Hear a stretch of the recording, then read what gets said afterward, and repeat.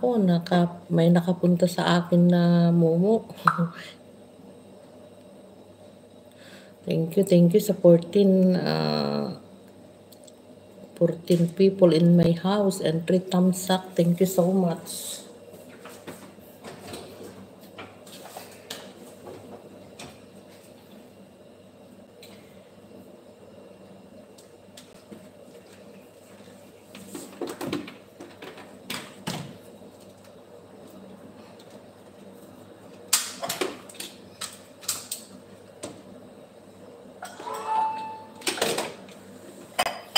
Kahapon guys, hindi ko na-confirm kasi sa amo ko na day off ko kahapon.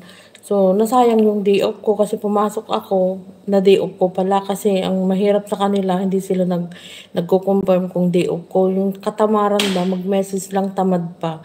So, ngayon siguro na ako ka na yung amo ko kasi may pagkain akong nakita sa rep. Tinanong ko kung yun ang pagkain ng alaga ko. Sabi niya, oo. Di, at least, di ba, sasagot na siya. Tamad magsagot yung amo ko na babae. Kayo, nataon na siguro siya. Kayo, yung message ko sinasagot na niya kasi kung sa katawaran niya sumagot sa message. Ayun, na sayang ang day off ko kahapon. Tumasok ako dito na at day off ko dapat.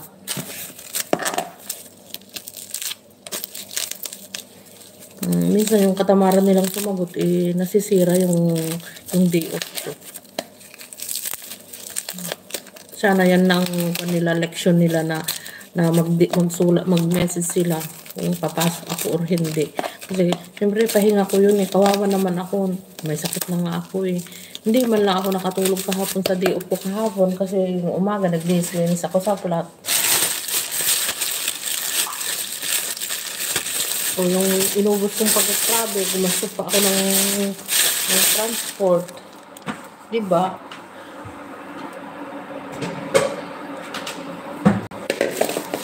Yan, hindi na ako magluluto ng pagkain ng alaga ko. So, I have some pechay.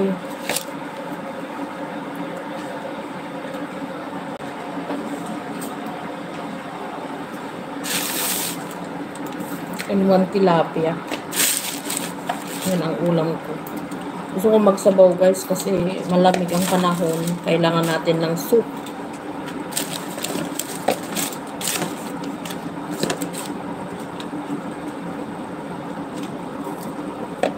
So, nagbaon ako ng ingredients ko galing sa bahay ko mismo.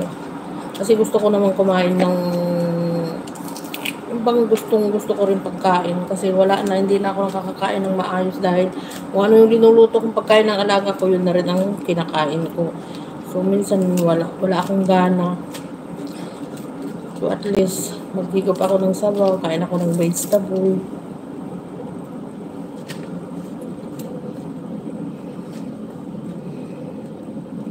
Wala naman siguro silang masasabi kahit magluluto ako ng sarili ko.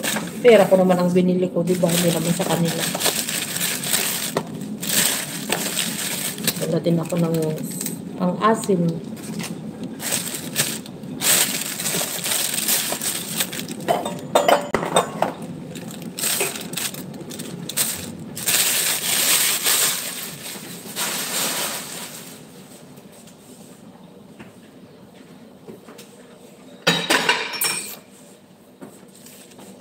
Kinumpirma ko muna na talagang pumasok yung amo ko kasi baka mamaya sa bagay, hindi naman sila magagalit na magluluto ako.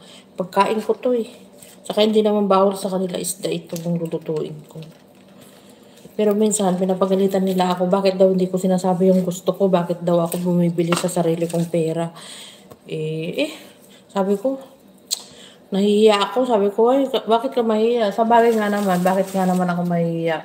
Kasi, obligasyon daw nila yung pagkain ko. Sabi ko, hindi ko kasi alam kung alam ninyo. So, it's okay. Sabi ko, kung may utak sana sila, di ba, bibigyan na lang nila ako ng pera, bumili ka ng gusto mo. Ganun sana kasi di naman nila alam yung ano yung gusto kong kakainin. Kasi sabihin ko yung vegetable na gusto kong kainin, hindi naman sila bumibili. O, di ba?